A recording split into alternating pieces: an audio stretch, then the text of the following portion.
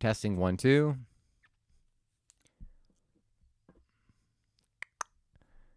YouTube is live. All right. So what's going on, guys? I have one more post that I want to share, and this one is called Uniquely You. Hi, guys. My name is Donnie Rouse, and you are listening to the podcast One Life. Uniquely You. Every single one of us has an expression that we were brought here to share on this earth. There's a quote that I'd heard a long time ago, and it says, if you don't have a plan for your life, someone else does. Now, I'm about to tell you a story, and it kind of goes with the story, but it kind of doesn't, because what I really want to talk about today is about your purpose, your reason for being here, so that when you go out in the world and you're doing the work, and when you're doing you, your best expression, the best expression you can give the world is by following your heart, by doing the things that light you up. That is your purpose. And so the point really behind sharing this is to understand that every single one of us has a purpose. But if we're just kind of going with the flow, we're living someone else's plan for our life. And that is not the way to live your one life. That is not the way to live a life full of passion, joy, and excitement. All the stuff that I want to live. How about you? So let me ask you a question. Whose life are you living? Question number 2, do you feel purpose behind the work that you're doing? And number 3, what is it that you would want to do? Very, very easy questions, very surface level questions, but nevertheless, at least they'll maybe give you some awareness as to, well, you know what, something needs to change.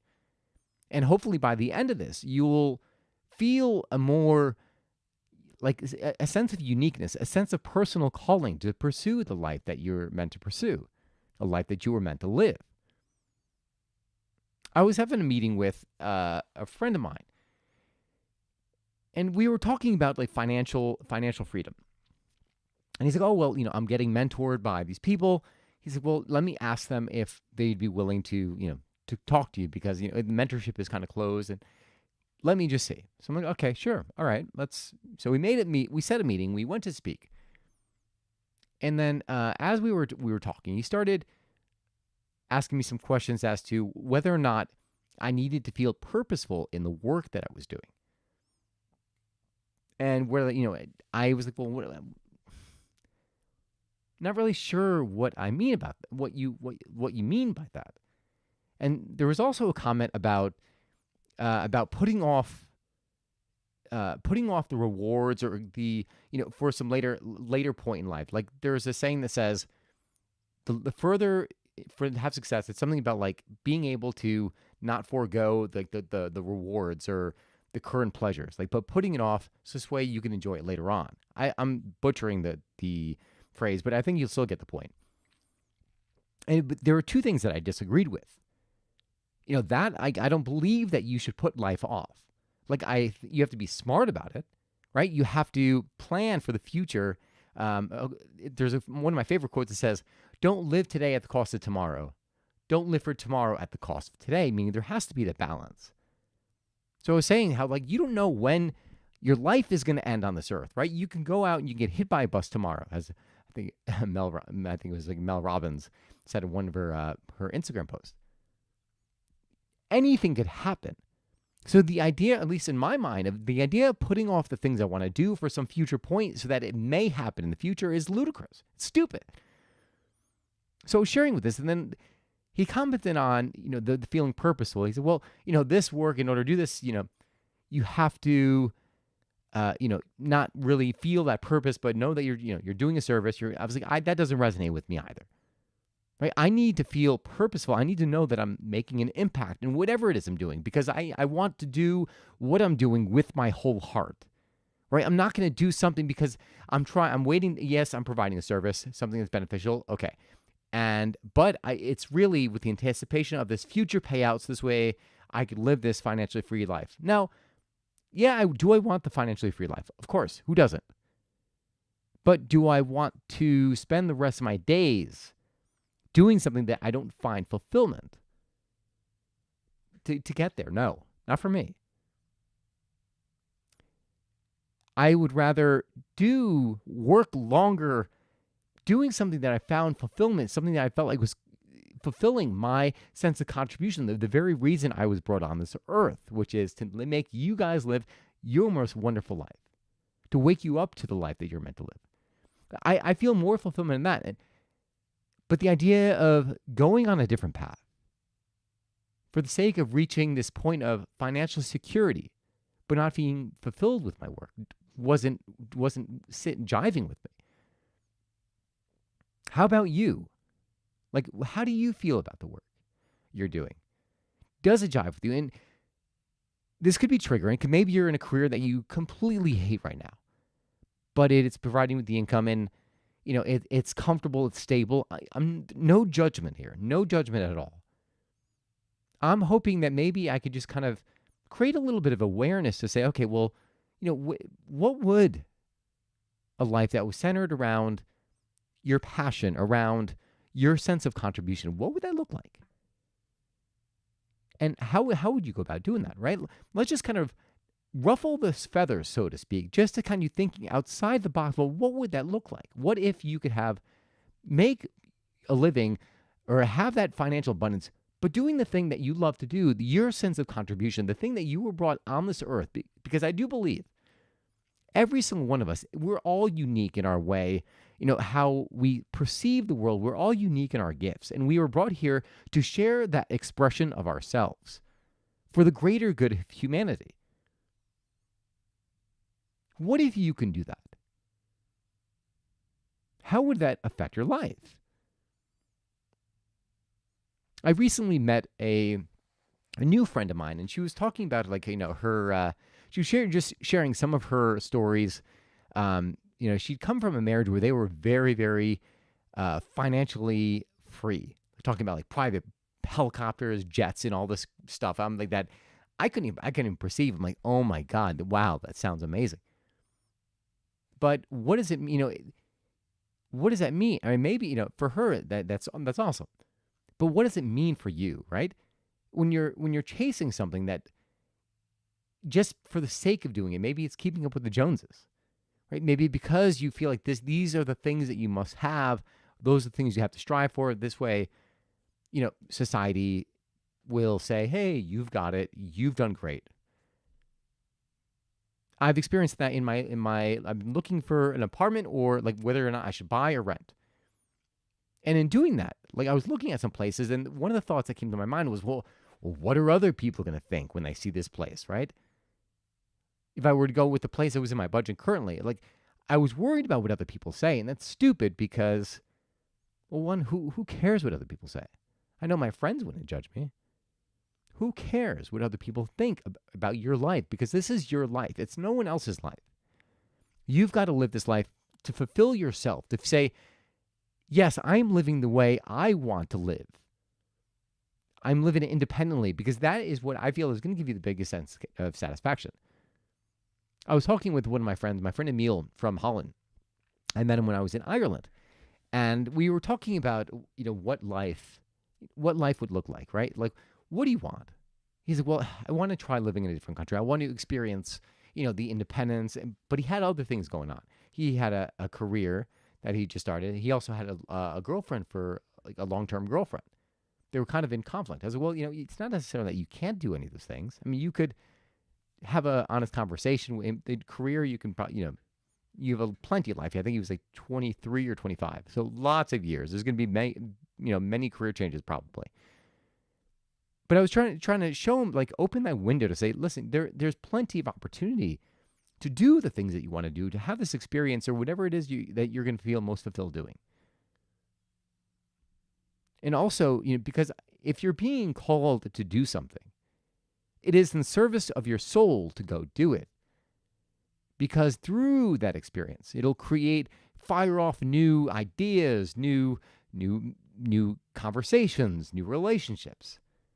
And it'll progress you forward on this path of unfolding.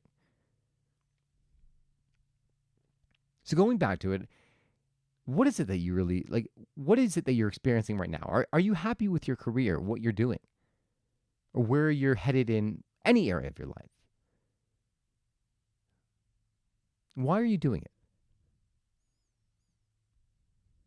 What if you can live a life that you are passionate about, doing the thing that you would want to do, doing what would make you feel the greatest sense of contribution, right? Because what does that even mean, right? I used to think about, the contribution for me had to be this grand old thing. Like I was a big fan of Mother Teresa when I was in college. So reading her books, I felt like I had to be this sacrificial lamb and that I had to save the world. And if I didn't, then I was a failure. Or I wasn't holding up to like my bar, my end of the deal, and it was just stupid because I was beating myself up. But rather, what are the ways you want to, and that was still something I have a kind of like a pact that I had made with myself with a friend who had passed about coffee for humanity and change for coffee, that stuff, which is a different conversation completely. But what makes my soul feel alive is to live my life in the most inspiring way by doing the things that make me feel joy, passion, and excitement for life, with the intention of passing that torch on to you, to making you see how I'm experiencing it, so this way you may experience it in the same way, and you may carve your own path. Not that you have to travel the world, it could be anything, but the journey is yours, right? No one, you can't live anyone else's life. No one else could live your life. You have to choose how you are living your life. Now, it may be scary because you're going to be bumping heads against culture, against, society, your family, even your own inner thoughts as to what is permissible, what's not permissible, what you're able to do, what you're not able to do. But you have to go through that journey because that's what's going to make life worthwhile. That's what's going to bring out your full expression. Because that is really, that's what the world doesn't need. Another Tom Cruise or another. You don't have to replicate anyone else, right? I'm here speaking like this to you, trying to ignite a little spark to inspire you to live life or to choose differently, a life that is going to fulfill you, a life that you find passionate and fulfilling, right? A lot of the stuff that I'm talking about, right? It's nothing new. Tony Robbins and every other I don't even want to say self-help, but like life coach or inspirational person, it's nothing new. They all kind of say the same thing. And I'm not trying to be anybody else, but share what I want to share from my heart and share the experiences that I'm having with the hopes that it'll inspire you to kind of do a little of that digging and to carve your own path and take that journey yourself. So again, you only, like I always leave my episodes now saying, well, you only get one life, live it. You do only get one life.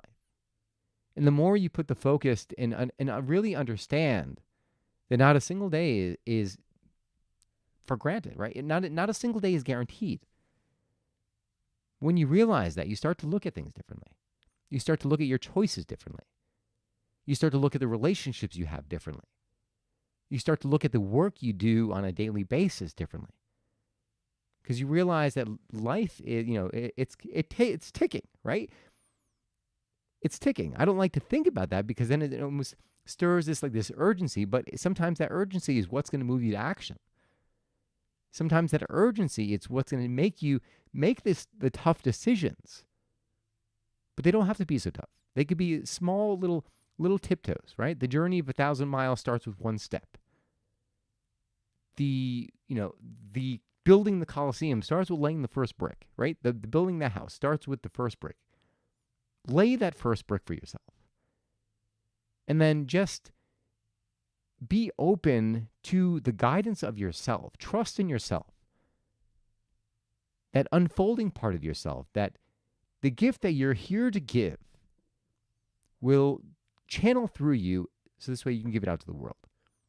I don't even know if that makes sense, but hopefully it makes sense to you and you understand what I'm trying to say. What I'm trying to say is step into yourself. Don't let anyone else influence what you say, feel, do, want to be, but listen to that internal guide within.